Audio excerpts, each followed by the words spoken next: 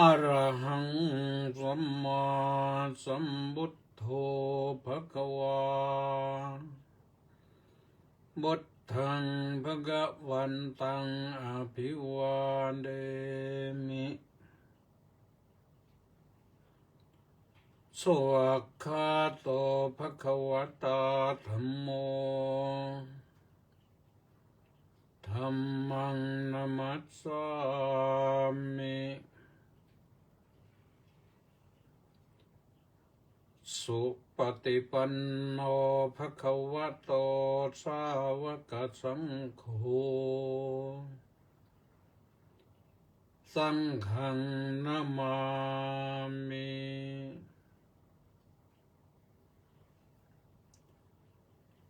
ก็เจริญสุขสวัสดีทุกท่านต้อนรับเข้าสู่รายการพุทธานุภาพซึ่งวันนี้ก็เป็นรายการพิเศษวันเสาร์นะมาพบกัน30 นาทีก็จะว่าถึงเรื่องที่นึกว่าจะคุยให้ฟังกันนะก็ว่าถึงเรื่องคนกับศาสนาพุทธเพราะฉะนั้นก็ลองฟังดูนะคนกับศาสนาพุทธคืออะไร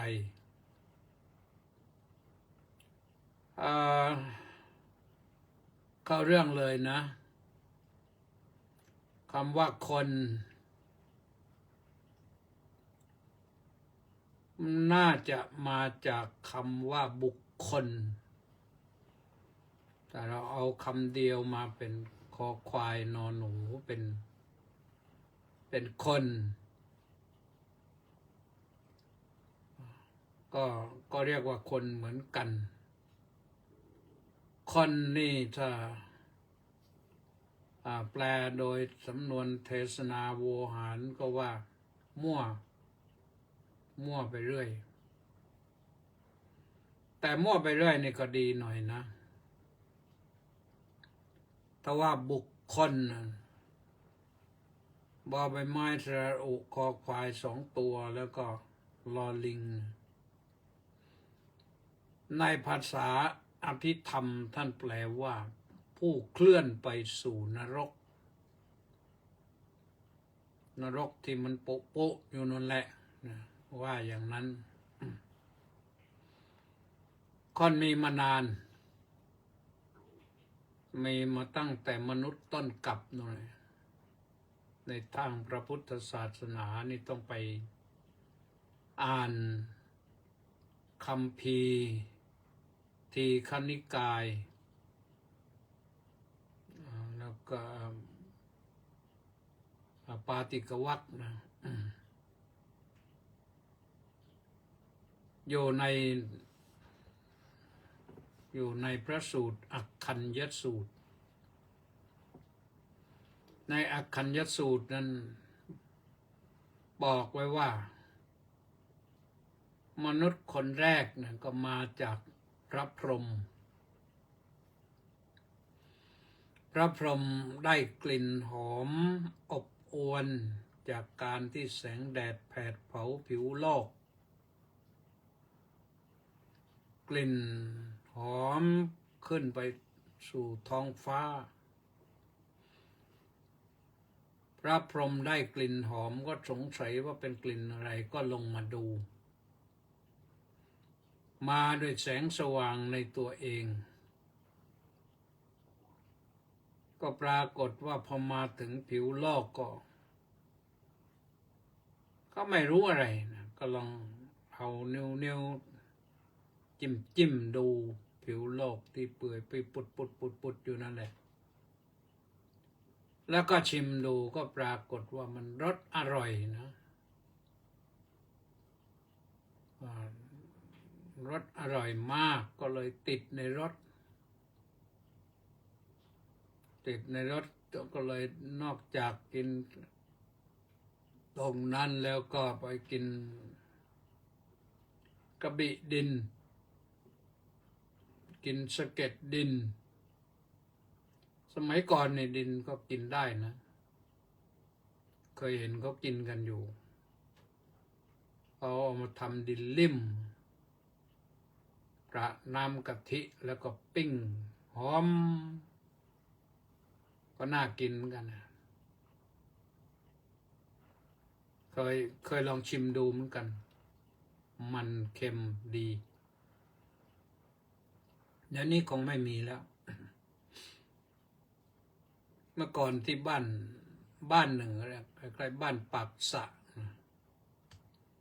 ที่ออกไปทางวัดศรีทวีไปทางทิศตะวันตกนะแล้วก็ขวาไปนิดเป็นบ้านปากสะตรงนั้นมีหมู่บ้านที่เขาทำดินลิ่มขาย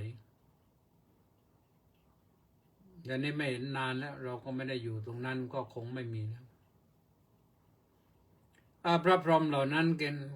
พอกินดินปั๊บก็อาหารหยาบก็กลับไปพรหมโลกไม่ได้ก็ติดอยู่ที่นี่แหละติดอยู่ในโลกนี้กลายเป็นมนุษย์ต้นกลับไปกินอาหารหยาบมีน้ำหนักตัวที่เคยล่องลอยมาก็เหาะขึ้นไม่ได้ก็ติดอยู่ที่โลกนี้เสร็จแล้วก็เกิดเป็นเผ่าพันธุ์ขึ้นมาเป็นมนุษย์ยุคแรกขึ้นมามนุษย์ยุคแรกนี่ก็เริ่มพอมากขึ้นก็เริ่มผิดศีลกันแล้วในอักขัญญสูตรนั้นบอกว่ามนุษย์เรานี่มีเพศหญิงปรากฏขึ้นก่อนนะแล้วก็มีเพศชายปรากฏขึ้นก็เพ่งกันไปเพ่งกันมาก็เกิดความกำหนัดการมีเพศสัมพันธ์มันก็เกิดขึ้นแล้วในที่สุดก็มีพวกมีพ้องพอมีพวกมีพ้องก็บางทีก็ประพฤติผิดศีลผิดธรรมกันช่อโกงที่ดินกันบ้างอะไรบ้างก็ต้องมีหัวหน้าก็เลยมีการเลือกหัวหน้ากันในที่สุดได้หัวหน้ามาหัวหน้านั้นก็ตั้งชื่อว่ากษัตริย์ก็ตั้งชื่อว่ากษัตริย์ก็ทำได้ดีเป็นที่เคารพยกย่องของประชาชนก็ได้พระนามใหม่ว่าราชาแปลว่าผู้ทำให้ประชาชนยินดีและต่อมามีอีกชื่อหนึ่งชื่อว่ามหาชนสมมุติแต่ไม่เป็นที่นิยมเรียกกัน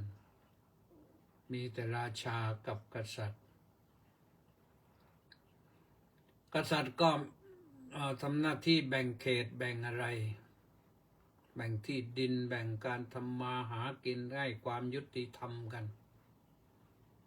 จึงเป็นมาคงจะถือมาถึงปัจจุบันแล้วคนก็ยังมั่วอยู่ถึงปัจจุบันนี่แหละมั่วเรื่องนั้นบ้างมั่วเรื่องนี้บ้าง นอกประเทศเนปาลก็มั่วอยู่นั่น แต่เริ่มสงบแล้วถิ่นกำเนิดเกิดพระพุทธเจ้าขึ้นมาเนปาลก็รับข่าวว่าตายไปตั้ง40-50 กว่าคน จลาจล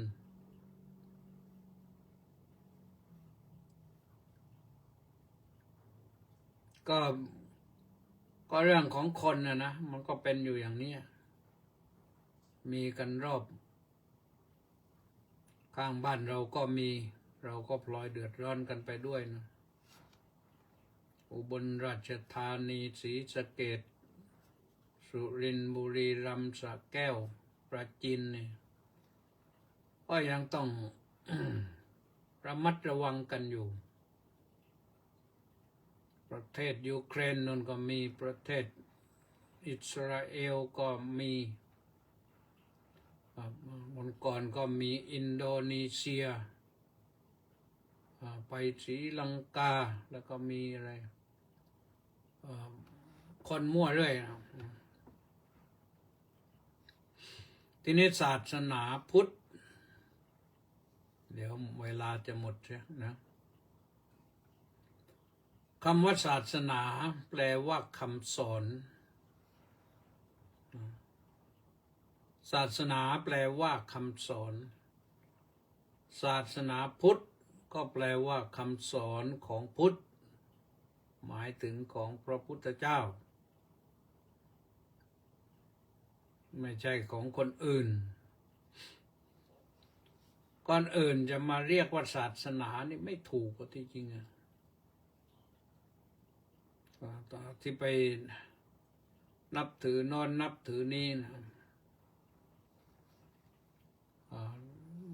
จะเรียกว่าศาสนาไม่ชัดนักแต่ศาสนาพุทธนี่ชัดเจนเอตังพุทธานัสสาสนังนะสัพพปาปัสสะอักกรนังกุศลสูปสัมปดาสจิตตประโยชน์ปนังเอตังพุทธานัสสาสนังการไม่ทำบาปทุกอย่างหนึ่งการทำความดีให้สมบูรณ์ถึงพร้อมหนึ่งการทำใจให้ผ่องใสหนึ่งทั้งสามอย่างนั่นแหละเป็นคำสอนของพระพุทธเจ้าทั้งหลายคือถ้าคำว่าพุทธะแล้วต้องเป็นอย่างนี้ทีนี้พระพุทธเจ้าไม่ใช่มีองค์เดียวมีมาหลายองค์แล้วในอดีตการนะแต่ก็ไม่ได้มีพร้อมกันทีเดียวสององค์นะมีพระพุทธเจ้ายุคละองค์เท่านั้นแต่ในกัปหนึ่งอาจจะมีสององค์บ้างแต่ไม่ใช่อยู่พร้อมกัน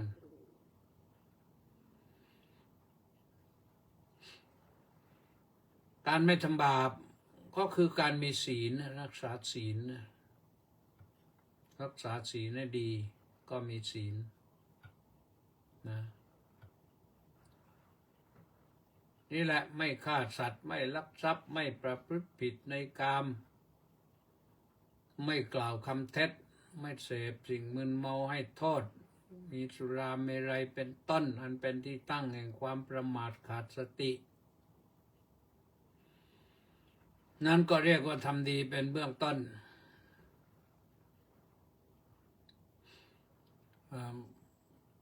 ไม่ใช่ว่ามีแค่นั้นนะยังมีดีมากกว่านั้นก็รักษาศีลได้มากกว่าก็จะดียิ่งขึ้นกว่าแต่เริ่มจากการไม่ทำบาปศีลนั่นคือไม่ทำบาป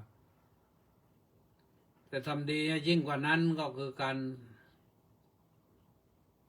ฝึกฝนตนเองอบรมจิตใจตนเองให้จิตใจตนเองหนักแน่นให้จิตใจตนเองมีสมาธิให้จิตใจตนเองไม่กระสับกระส่ายให้จิตใจตนเองไม่วุ่นวายให้จิตใจตนเองไม่วอกแวกให้จิตใจตนเองไม่มั่วไม่ทุกข์ให้จิตใจตนมีความสงบให้จิตใจตนเองแยกแยะได้ว่าอะไรดีอะไรไม่ดีอะไรถูกอะไรไม่ถูกอะไรควรอะไรไม่ควรแยกแยะได้แล้วก็รับเอาเฉพาะสิ่งที่มันดี ที่ทำให้ชีวิตมีความสุข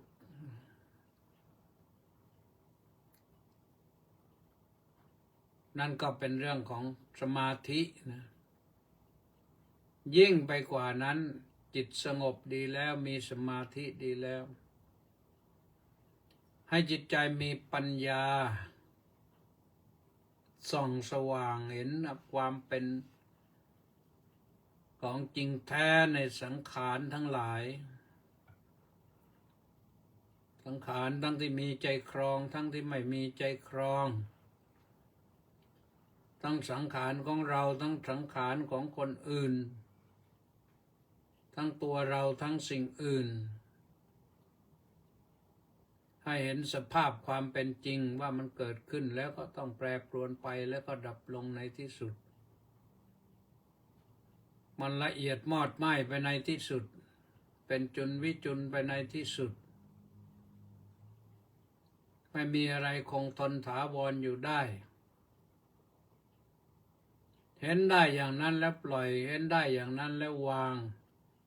เห็นได้อย่างนั้นแล้วก็ไม่ยึดมั่นถือมั่นทำให้ชีวิตนี้มีความสุขชีวิตนี้เบา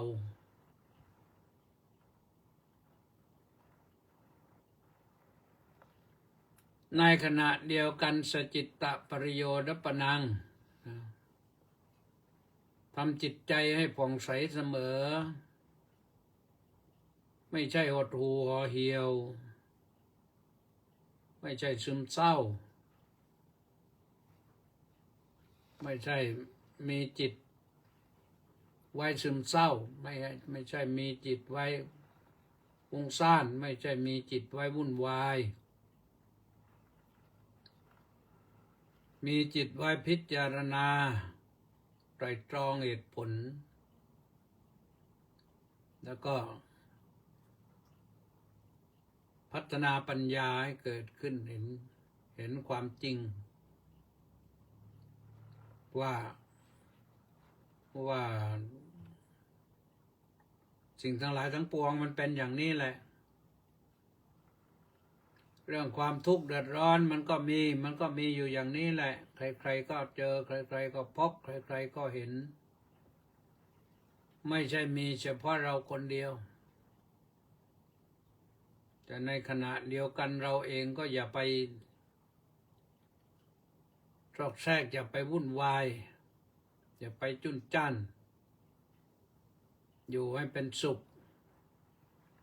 แล้วก็จะมีความสุขแหละเราต้องพิจารณาอยู่ตรงนี้ให้เห็นความจริงตรงนี้แล้วจะอยู่สบายเช้าสายบ่ายค่ำจิตใจก็ผ่องใสสามีปัญญาเช้าขึ้นมาเห็นหน้ากันก็สดใสยิ้มให้กันออกจากบ้านไปทำงานคนละที่คนละทางกลับมาตอนเย็นก็ยิ้มให้กันพูดคำหวานให้กัน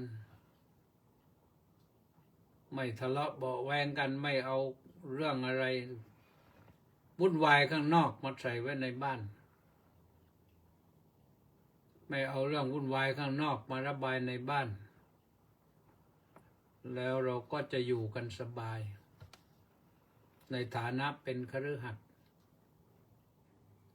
พระพุทธเจ้าสอนธรรมะไว้อย่างข้อธรรมที่ยกขึ้นมาเมื่อตะกี้เนี่ยปรากฏในพระโอวาทปาติโมกข์ในโอวาทปาติโมกข์นั้นพระพุทธเจ้าบอก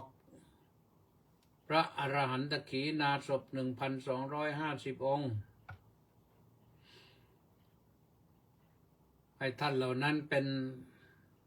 นักเผยแผ่ไปช่วยงานพระสัมมาสัมพุทธเจ้าไปช่วยเผยแผ่ศาสนธรรมคำสอนของพระพุทธเจ้าแก่ญาติแก่โยมว่าให้โยม เว้นจากบาปนะโยมนะรักษาศีลประกอบคุณงามความดีนะโยมนะขอให้ทานเป็นต้นประกอบความดีเนี่ยไปถึงภาวนาภ ถึงเจริญสมาธิภาวนาวิปัสสนาภาวนาถ้าไม่ได้อย่างนั้นโยมทำได้อย่างนั้นโยมก็มีความสุขสำคัญที่สุดทุกวันเนี่ยไม่ว่าเราอยู่กับพ่อกับแม่ไม่ว่าอยู่กับสามีภรรยาไม่ว่าอยู่กับลูกกับญาติที่อยู่ในบ้านทำใจให้ผ่องใสอย่าให้จิตใจขุ่นมัวถ้าจิตใจผ่องใสจิตใจไม่ขุ่นมัวแล้วเราก็จะอยู่กันอย่างมีความสุขมากๆความสุขมาจากความสงบถ้าไม่สงบเราก็ไม่พบความสุขนี่คือคำสอนของพระพุทธเจ้าเป็นอย่างนี้นะถามว่าพระพุทธเจ้าสอนเรื่องอื่นไหมสอนเรื่องผีในพระพุทธศาสนามีไหมมีเรื่องเปรตมีในคำสอนทางพระพุทธศาสนาไม่มีเรื่องเทวดามีในคำสอนทางพระพุทธศาสนาไม่มี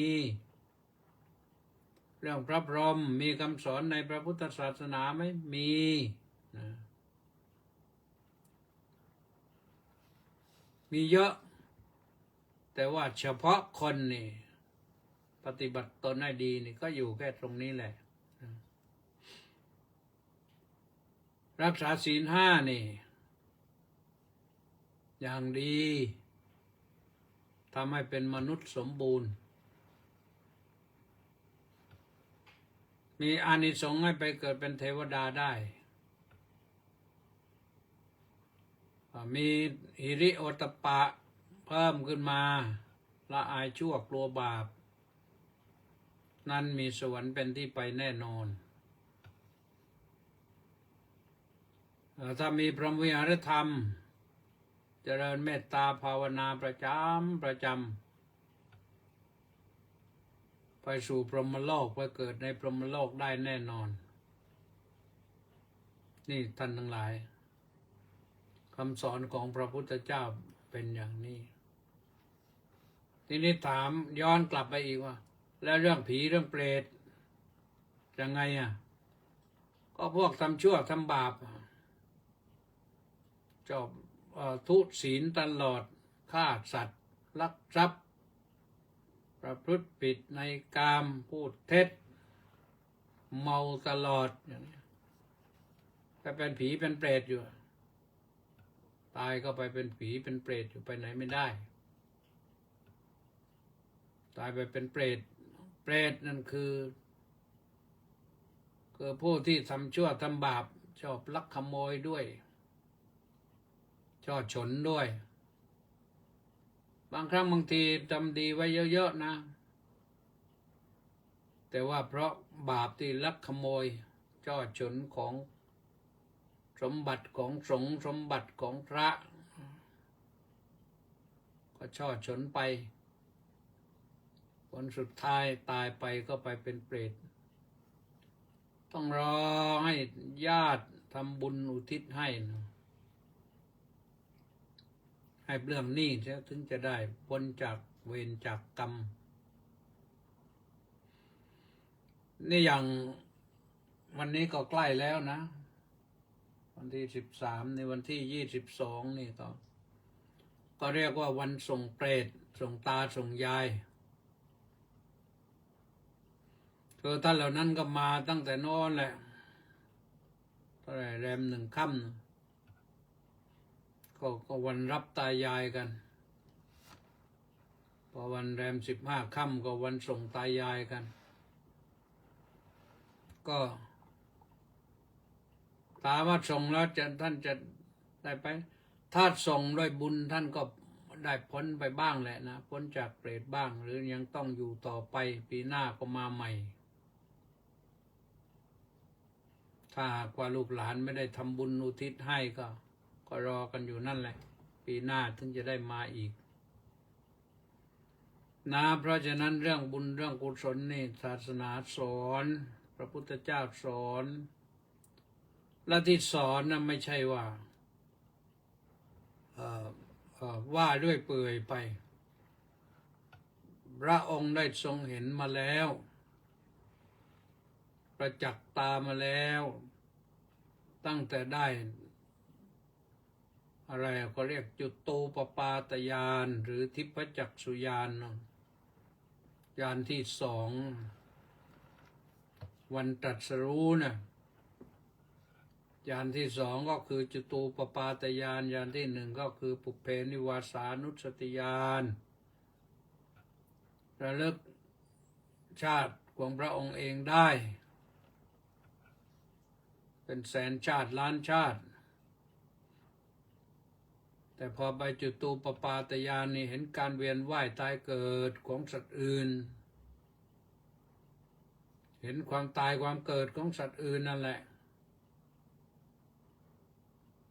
แล้วก็ไม่ใช่เห็นครั้งเดียวย้อนอดีตได้แต่ละ แต่ละท่านแต่ละคนแต่ละตนนี่ก็เห็นมาเหมือนกับว่าเดินตามไปจากนราธิวาสไปถึงเชียงรายนั่นแหละพบไปเรื่อยๆคนนี้ก็ไปเกิดอยู่เรื่อยๆเกิดตรงนั้นเกิดตรงนี้เกิดตรงโน้นเกิดไปเรื่อยๆหรือจากเชียงรายก็ไปถึงนราธิวาสเดินทางก็เห็นไปเรื่อยๆนะว่าพวกนี้ก็ต้องเวียนว่ายตายเกิดอยู่อย่างนี้หลายภพหลายชาติหลายครั้งหลายคราวที่ต้องไปเวียนว่ายตายเกิดอยู่อย่างนี้พระองค์ทรงเห็นแล้วจึงนำมาบอกมากล่าวมาเล่ามาแจ้งให้เราทั้งหลายได้รับรู้รับทราบกันรับรู้รับทราบแล้วเว้นจากสิ่งที่มันเป็นบาปเป็นกรรมทำแต่สิ่งที่ดีให้เป็นบุญเป็นกุศลให้พ้นจากภาวะที่เป็นผีเป็นเปรตนะจะได้เป็นมนุษย์เป็นเทวดาเป็นพรหมกับเขาบ้างด้วยประการฉะนี้นะ